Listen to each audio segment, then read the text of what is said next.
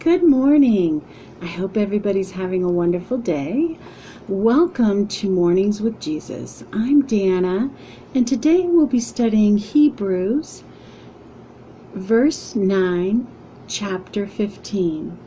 Our story comes to us from Rebecca Barlow Jordan. That's why Christ is the go-between of a new covenant. Now those God calls to himself will receive the eternal gift he promised. There are two kinds of writers, plotters and pantsters. Plotters usually outline, planning their beginning, middle, and ending. Pantsters don't actually write their first drafts. They're flying by the seat of their pants, as the name suggests. But they do often begin with a simple idea, writing as they go, unsure of the actual paths that will be involved or even what the ending will be. In both fiction and devotional writing, I'm primarily a pantster, but I trust Jesus' leading to bring me to a satisfying ending, and he always does. I've noticed that the practice of writing parallels some of the events of everyday life. When the Lord called Abraham to follow him, Abraham had no idea where the path would lead him in the end. At times, he must have questioned the Lord's plans and methods. But based on God's covenant, by faith, Abraham would receive his promised inheritance. Hebrews 11, chapter 8. At times, we may unconsciously think of Jesus as a pantster. When the path seems scary, uncharted, difficult, we may ask, Jesus, are you sure?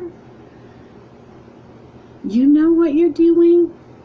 We may even resist his methods, trying to rely on our own incompetent understanding and incomplete understanding of what his plan is. But Jeremiah chapter 29:11 assures us that Jesus has a plan and a purpose for each and every one of those he calls. One that he designed for you before our life stories were ever beginning. Psalms 139, chapter 16. Jesus promises an eternal inheritance with a beautiful, satisfying ending. Our job, like Abraham's, is to simply trust him. I'm sure I'm not the only one that, is a pantster. I do fly by the seat of my pants, and for the most part, I just trust that where I end up is going to be the right place. However, I do tend to complicate that when I start thinking that I'm the one that has to be in the driver's seat, that I'm the one that needs to try to move this along.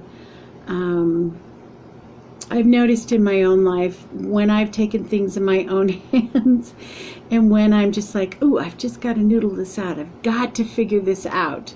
Okay, I'll do this and I'll do that and I'll make this decision. It's usually wrong.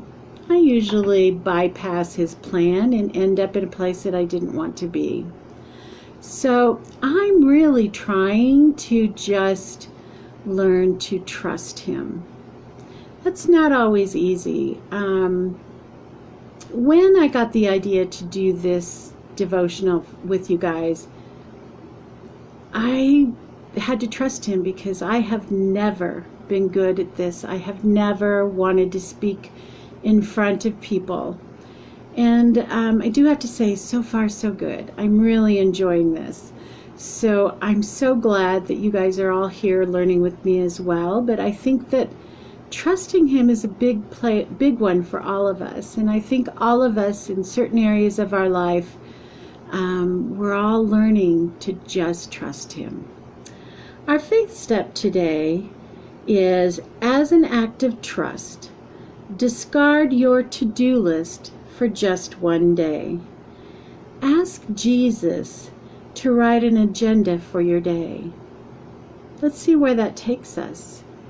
I have a feeling pretty strong in my heart that it will be a lot more satisfying than when we do our own to-do list.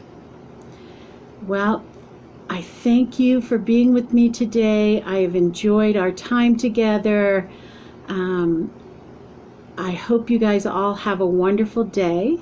Again, if you have any prayer requests, please just leave them in the comments below. If it's too personal, please just write unspoken or God knows, and we will be glad to pray for any of you. Thank you again for your time. Have a wonderful day, and we will see you tomorrow.